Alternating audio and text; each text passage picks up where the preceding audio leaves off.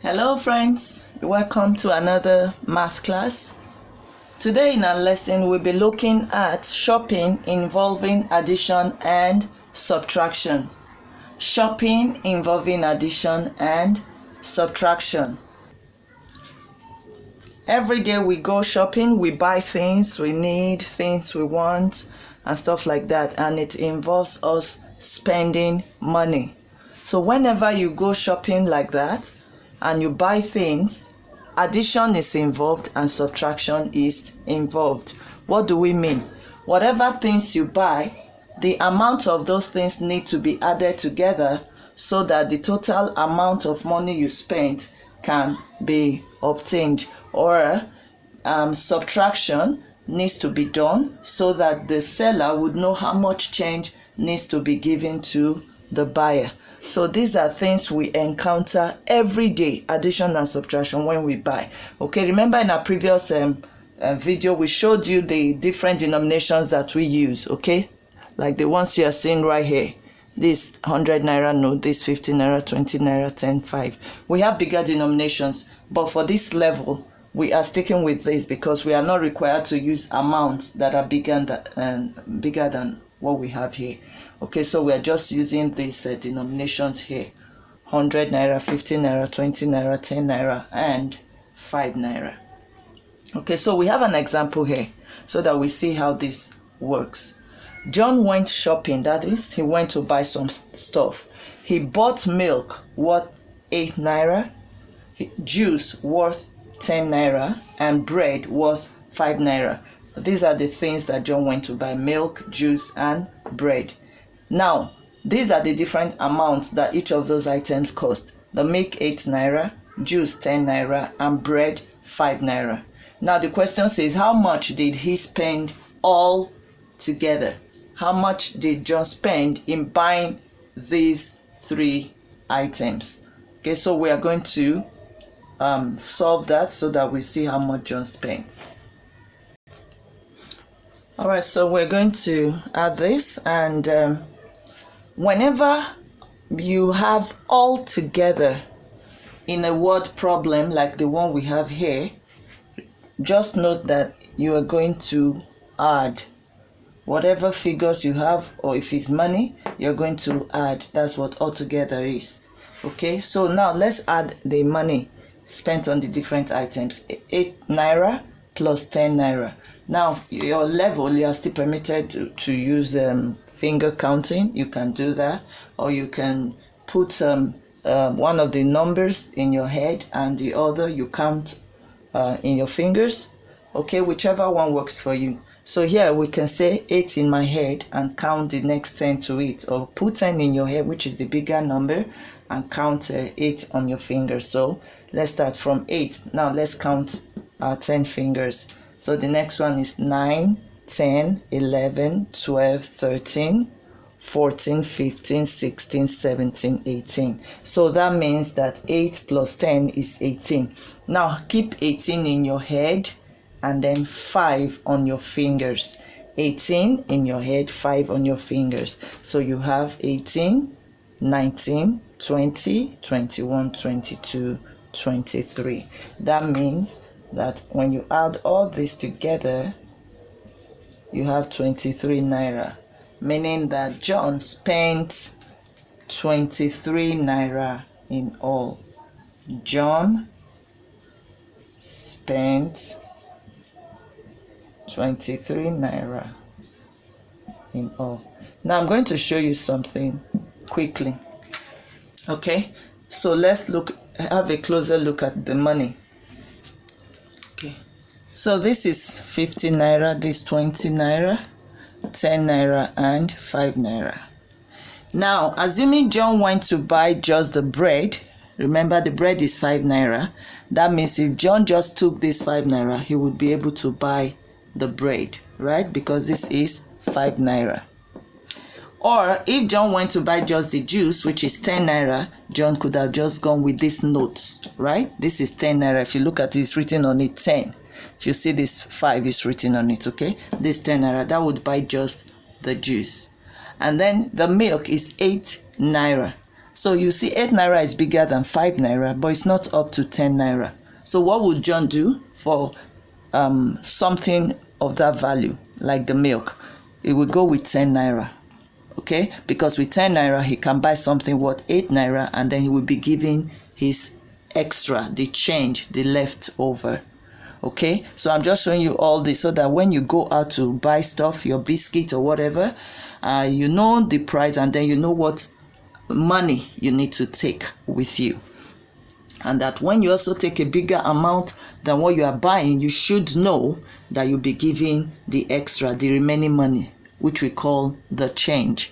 Okay, but here when we add everything that John bought, it came to 23 naira. Everything came to 23 naira. So 5 naira is not up to 23, 10 naira is not up to 23, even 20 naira is not up to 23. So what do you think? The next the next amount of money, the denomination that will be able to cover what John bought, is this 50 naira. It could be 50 naira, it could even be the 100 naira, okay? But just helping you to figure out what you need to take when you are buying what. So since 23 naira is bigger than 20 naira, the next bigger denomination is 50 naira. So John will go with 50 naira, and then the extra, the remaining, will be given to him after that 23 is taken out of it. We are going to see this in our subtraction, okay? So but for addition, just know that this is the shape it takes. It's just like your addition. The only difference is that we are now adding the symbol of money to show that we are dealing with money now. It's simple. Okay, so let's look at the one for subtraction. Let's see how it works. All right, so here we're looking at another example. It says John went shopping. Okay, just like a continuation of the first example we took, where we saw how he shopped or went buying milk, juice, and bread. Okay, and he spent 23 naira for those 3 items. Now we are going to see how the subtraction of it works. Okay, so John went shopping. He bought items worth 23 naira. If he gave the seller 50 naira, how much does he get as change? Now we looked at where he bought 3 different items at different prices, and then we were able to calculate how much he spent to buy those 3 items. When we calculated, it came to 23 naira. He bought bread, he bought juice, and he bought milk. Okay, we added all those together and we got 23 naira. Now, if he gave the seller 50 naira note, which is this note, let me show you. Okay, so this is the 50 naira. It's written on it 50. So if John gave the seller this note, this 50 naira note, how much do you think the seller is going to give John as his change? The remaining, the leftover, because the amount is 23 naira. 23 naira is not up to 50 naira. So there must be something left. So that's what we are going to look for here. Okay. Okay, so to get how much John will get as his change, we are going to do subtraction, that is minus or take away. The 50 naira John gave to the seller is bigger than the money that he's supposed to pay the seller, okay, which is 23 naira. So what do? We take away 23 naira from the 50 naira. Okay, we are removing 23 naira from the 50 naira. So let's do that. Now here we have 5020.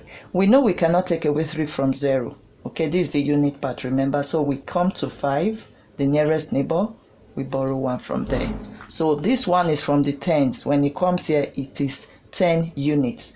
So 10 units is what we now have here. 10 plus 0 is 10. So 10 take away 3, you have 7. What do we have left here? We have 4 left. Okay, let's just put it there. We have 4 left. So 4 take away 2 is 2. And then you put your naira sign. So that means the change that the seller is going to give to John is 27 naira. 27 naira. That is John's change. Now, here is something you can always do to check if you're correct, okay? Now you got 27. To be sure you are correct, add your answer, which is 27 to 23. If it gives you 50 back, then you know you are correct. That's always how you check. When you do your subtraction, whatever answer you get, add it to the smaller number which is subtracted from the bigger one. So add the answer to the smaller number. If it gives you the bigger number back, then you know you are correct. Okay, so the change John is going to get is 27 naira. Now coming back to the notes, let's look at take a closer look again at the note. If we are getting 27 naira, that means John is going to get 20 naira and the 5 naira and the 2 naira. Okay, so that will give it 27 naira change. Okay, so just a recap on this concept that we just looked at. If you buy stuff or someone goes out there and buys things, to get how much the person is going to pay, you add everything the person bought, the amount of the things the person bought, add all together. Okay, you will get the total amount of money the person is supposed to pay. Okay, now assuming the person pays the seller, okay, and gives the seller an amount of money that is bigger than what the total money is, then that means the seller has to give change back to the buyer. What do we call change? The extra money that is left on top of what the buyer paid. Okay, so like John's case, for example, you know, when John went out, he spent 10 naira, 8 naira and 5 naira on different items. So to get the amount that John needed to pay, we added all those items together, their money, and it came to 23 naira. Now, when John wanted to pay this 23 naira, John gave 50 naira to the seller. And 50 naira is bigger than 23 naira. So the seller won't just collect 50 naira and say, okay, goodbye, Mr. John. No. The seller has to give the extra money, the remaining change, to John. The extra left, okay? Between 23 and 50, there is something there. So that thing that is there needs to be given back to John. So what do we do to get that? We will take away the amount of money John spent in buying those things from the money John paid. So John paid 50 naira and the money was 23 naira. So we did our subtraction. So that is where the addition and the subtraction come in when you go for your shopping. I hope it's clear. You can watch the video again and try your hands on some other things for practice. Or sometimes maybe when mommy and daddy go for shopping and you are there with them, you can try adding up their bills for them. Okay, they'll say, okay, and the biscuit costs this, the lollipop costs this, let me add it together. By so doing, you are practicing, and before you know it, you become a master of it. Okay, so I hope to see you again next week. Until then, stay blessed and stay safe.